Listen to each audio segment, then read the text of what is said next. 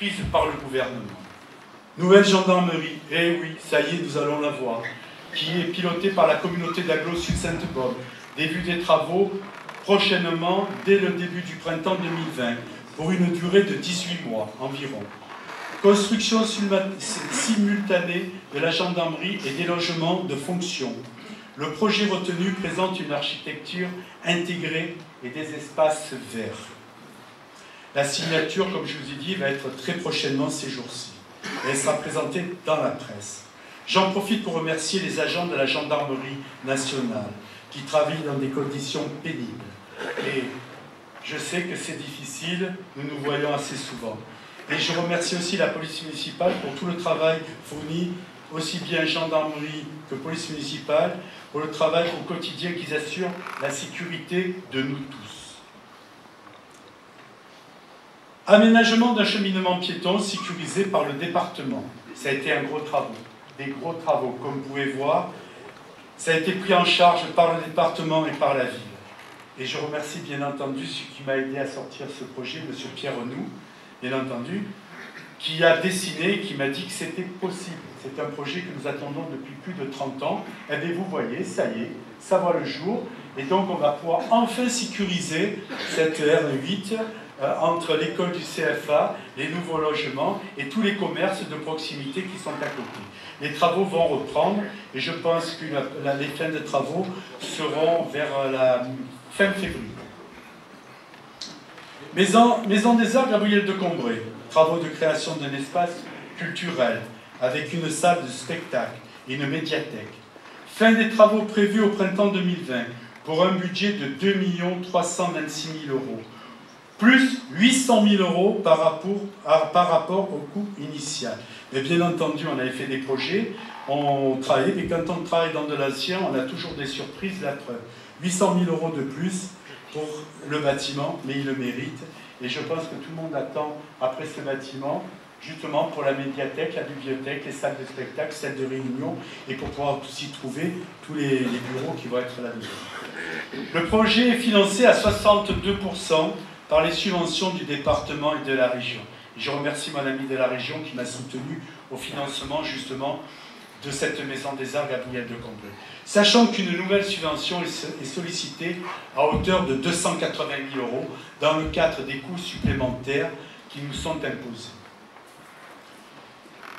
Mise en place de 2 antennes relais, une au CTM installée par Bouygues et l'autre chemin de la Barre au Noéchaud installée par Orange, afin d'assurer une meilleure couverture des réseaux. Car beaucoup d'entre nous qui habitons dans ces quartiers, on se retrouve le soir ou dans la journée sur les chemins pour essayer de pouvoir donner des appels, pouvoir suivre nos sites.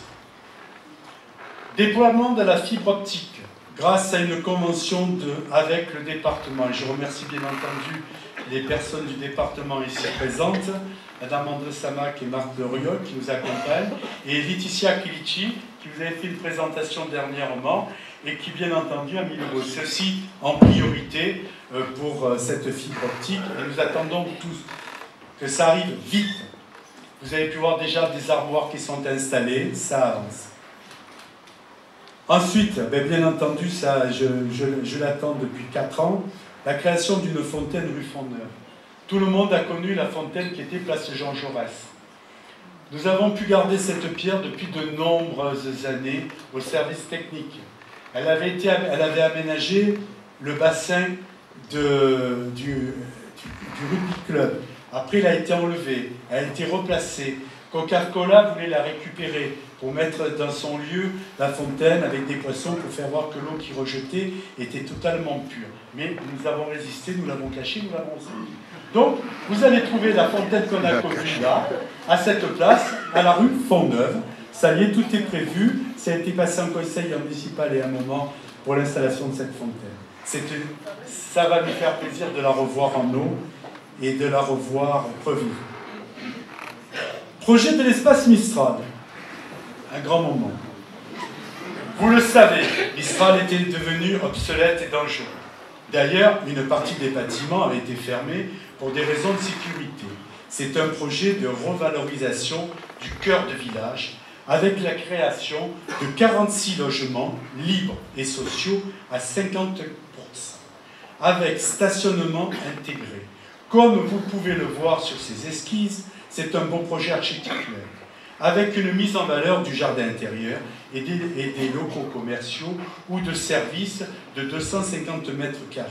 Ces bâtiments s'élèveront sur une R+2, donc ils seront encore plus bas que ce qui existe. Et il n'y aura qu'un seul parking, pas comme j'ai entendu qu'on allait faire 3 parkings, qu'on allait assécher les nappes phréatiques, qu'on allait faire des fissures dans toutes les maisons du tour. C'est pas ça du tout, c'est le maire qui voulait. Le projet est là. Enfin, je tiens à vous rassurer que nous n'avons pas bradé ce bien communal. L'offre retenue est la mieux disante, tant sur le plan financier que sur le plan qualitatif. Et le montant de l'offre d'achat est même légèrement supérieur à l'estimation des dommages. Voilà, mes chers amis, le village bouge, la municipalité travaille pour vous, pour votre sécurité et votre bien-être. Au nom du conseil municipal et à mon nom, je vous présente nos vœux les plus chaleureux pour cette année 2020. Qu'elle vous apporte ainsi qu'à vos proches la santé, le bonheur et le bon vivre au Beaussais. Bonne année à tous et à toutes, qu'elle soit synonyme de paix. Je vous remercie de m'avoir écouté.